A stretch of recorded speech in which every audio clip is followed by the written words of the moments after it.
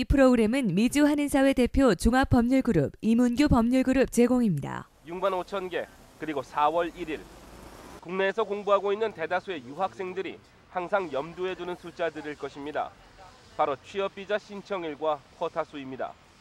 6만 5천 개의 취업비자 쿼타는 해마다 몰려드는 신청자로 불과 3, 4년 전만 해도 추첨을 통해 가려내야 했을 만큼 인기 있는 합법적인 체류 방법이었습니다.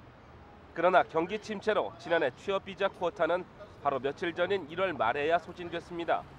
그럼에도 매년 4월 1일부터 시작되는 취업비자 신청을 앞둔 2월과 3월이면 유학생들과 이민법 변호사들은 분주한 시간을 보내게 됩니다.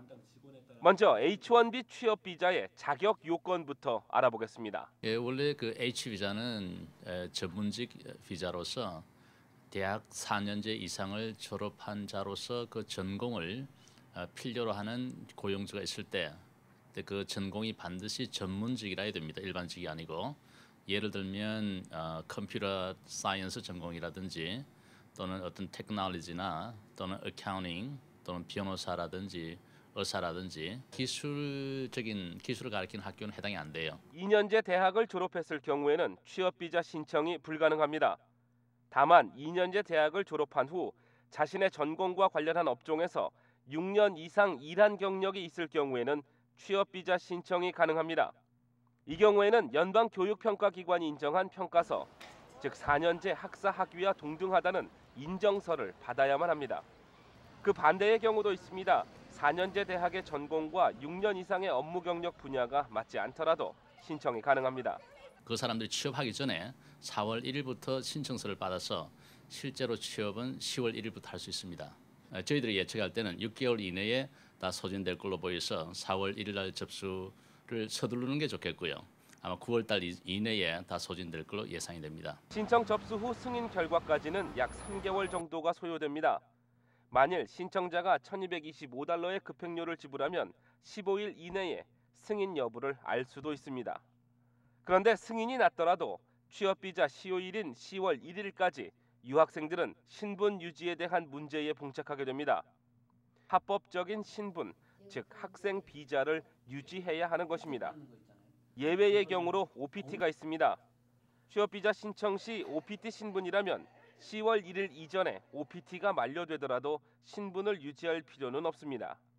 자, 그렇다면 현재의 취업비자 상황은 어떠할까? 정규 비자나 이민에 투여됐던 그 심사원들이 또 실사 인원들이 그것이 거의 프로젝트의 완성이 됐기 때문에 이제는 그 인원들이 취업 비자 쪽으로 옮겨와서 실제적으로 취업 비자를 신청하는 그 과정에서뿐만 아니라 현재 취업 비자에 있는 사람까지도 고용주 회사에 나와서 실제로 그 사람이 근무를 하는지 원래 그 취업 비자를 신청했던 그 직책에서 일을 하는지 또는 거기 오퍼했던 그 월급을 받고서 일을 하는지를 실사를 하게 됩니다. 역시 국내 경기와 밀접한 관계를 맺고 있습니다. 국민들의 일자리도 위협받고 있는 상황에서 외국인 노동력의 유입은 그리 달갑지 않고 취업 스폰서가 가능한 회사들도 일단 로컬 인력에게 우선권을 주고 있습니다. 여기에 연방이민국의 자체 조사 결과 많은 양의 신청 서류가 허위로 작성된 것으로 나타나 실사 작업을 거쳐 걸러냈다는 사실도 심사 강화의 주요인입니다. 결국 정상적으로 자격을 갖춘 신청자들 가운데 해당 일자리에 가장 적합한 사람들에게만 승인해주고 있다는 얘기가 됩니다. 또한 그 전공을 필요로 하는 회사가 왜 특정하게 이 사람을 필요로 해야 되는지에 대한 그 job description을 아주 디테일하게 구체적으로 조금 유니크하게 할 필요가 있다고 생각이 듭니다. 만일 취업 스폰서 회사가 허위로 직책과 맞지 않는 전공자를 고용했을 경우 회사 측에서 아무리 서류를 제시하고 당위성을 강조한다 해도 실사 과정 또는 서류 심사에서 적발될 가능성도 많습니다. 이럴 경우 해당 회사는 이민국의 블랙리스트에 오르게 됩니다. 이에 따라 신청자뿐 아니라 취업 스폰서 회사도 법의 테두리 안에서 상식적으로 합당하게 일을 처리해야 한다는 것이 관련 전문가들의 조언입니다.